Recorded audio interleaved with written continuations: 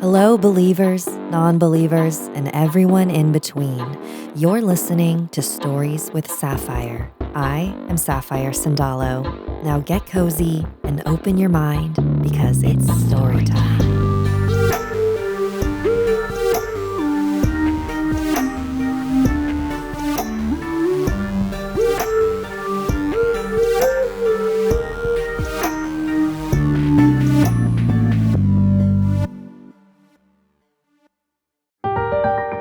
Grandma's Amityville Horror House with Brittany Ann. This story contains mentions of suicide. My name is Brittany Ann. I go by the name Smell the Roses. I am a psychic medium, a clairvoyant psychic medium. I am very connected to spirit. I receive a lot of messages on a daily basis. Brittany Ann was seeing and conversing with spirits from a very young age. Most of these experiences took place at her grandmother's home, which had a tragic history straight out of a horror movie, a history that her grandmother didn't share until she was older. Me and my family, me, my mom, my aunt, my grandmother, cousins, we were all in the kitchen. And me and my cousins, we sit down, we're having our tea, and we're just talking, and the grown-ups was on the other side, but we were all in the kitchen. We were at the nook, like the table. And while we were sitting there having tea, of course it'll be me that sees something first. It was a glass water jug sitting on the stove. And it was sitting like towards the back of the stove. And I get the message like, look over. I look over and I see the glass jug, water jug, just easing on up, just sliding on, like someone is like taking it. And sometimes spirit will show themselves, and sometimes they won't. This particular time, they wasn't showing themselves, but the jug was just moving. I said, "Look, look, look!" I said, "You see that?" They look, the jug steady moving, so we all see it. And next thing you know, the jug scooted off the stove and fell. And then the can on top of the microwave, it lifted up and threw across the room at the cabinets. My grandmother was like, don't y'all. She was talking to the spirits. She was like, no, don't y'all start this. You better stop it now. And she started praying, and the cabinets was opening and closing. And my grandmother, she got in prayer mode, and then, it all stopped. But my mom was like, nah, let's go. Mm-mm. Let's go. So we all left. My grandma home was really big, and I went to the bathroom, and in the bathroom, and it's something about that bathroom. I always felt this eerie feeling. So I go to the bathroom, and big, huge mirror in that bathroom. And I go to the bathroom. I'm about to shut the door, and I looked at the mirror, and I seen this hat floating behind my head, and it just disappeared. When I say I was so scared, I ran out. I had to been like, how old was I? I think I was probably like 8, 7 or 8. It was another time going up the stairs. The hat will follow. It was mirrors going up the stairs on the wall. So like going up the stairs, the hat will follow behind. My mom had that same situation happen to her. This was before I was born. My mom said she was going up the stairs, and it was a certain kind of hat, like a kind of like a fedora kind of hat. It would follow her up the stairs. It was no body there. It was just a hat. And the same thing was happening to me. When people speak of seeing a phantom fedora, they are usually in sleep paralysis, and the hat is accompanied by a body. The notorious Hat Man. Was it a trick of the mirror, showing what looked like a floating hat in the corner of your eye as you walked up the stairs? Or was there something following closely behind Brittany Ann and her mother? Something that held so much anger toward little girls and women. I went to my grandmother one time, and I told her who I seen. I said, well, who are these people? Why are they here? And I was young at that time, and she was like, "No, baby, it's okay. They're not gonna hurt you. They're okay." She didn't wanna get into detail of who they were. She knew the background of the home. So, when I got older, she finally told me. So, from what I was told, it was a family that stayed there. It was 2 children, it was 2 girls and a mother, and the father, killed the mom and the children and killed himself.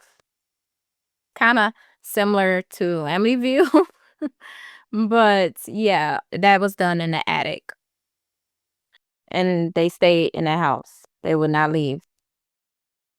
Like, I seen all of them. I seen the little girls several times. They would try to play with me. Me and my cousins, we were in the attic, we were playing. My grandmother had a lot of racks. Like we would play like it was a store. We had our cash register with us on a dresser, like it was the counter to check out. And we would play dress up like someone would be at the register, and then others would play in the racks. I think I was in the register, and they was coming up with the clothes.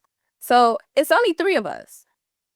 While they're trying to check out, we're playing.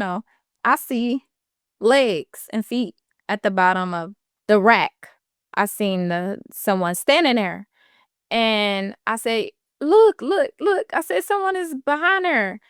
And they looked, and the clothes of the person just dropped. It was nobody. So they did see the clothes, but they didn't see the spirit. So yeah, we all ran downstairs. We ran. The attic was like the most haunted, but they would be all over the house. They'll go, other places. They'll follow.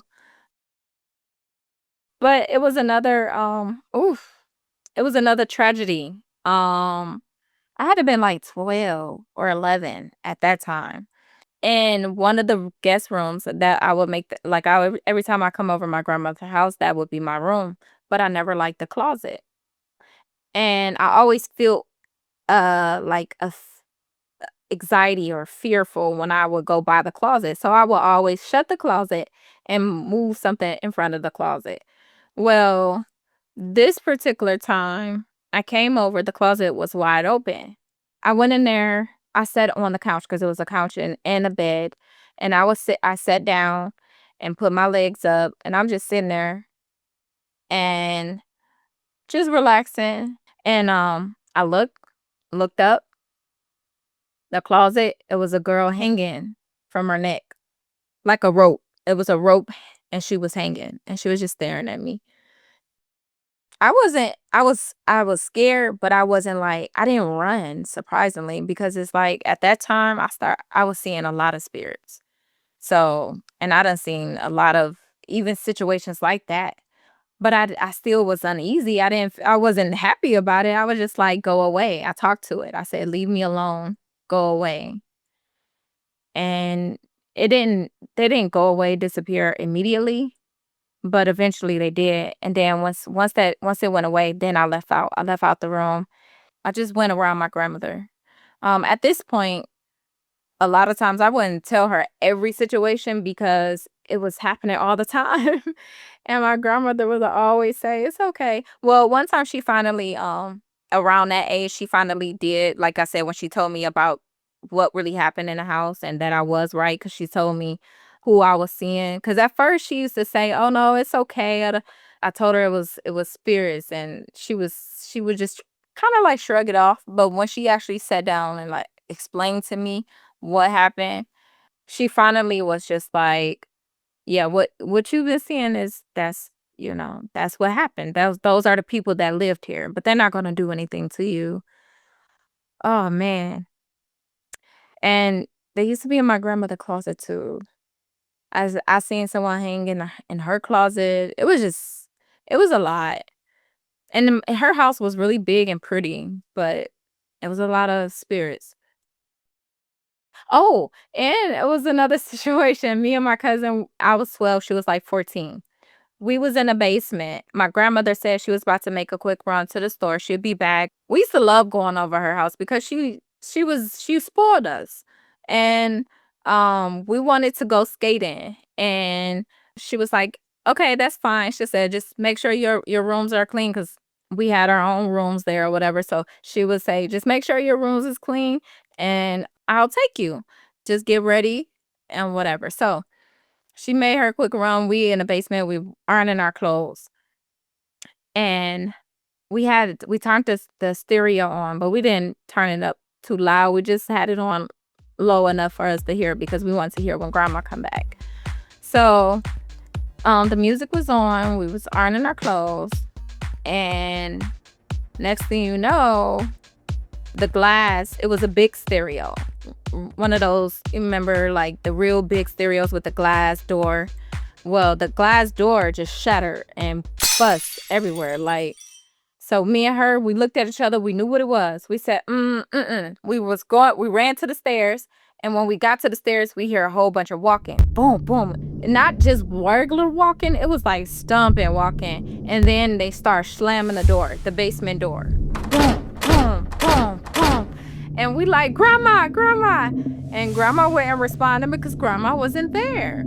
So, good thing it was a phone in the basement. So I called my dad. I said, "They messing with us." He said, "Who?" And I said, "The spirits."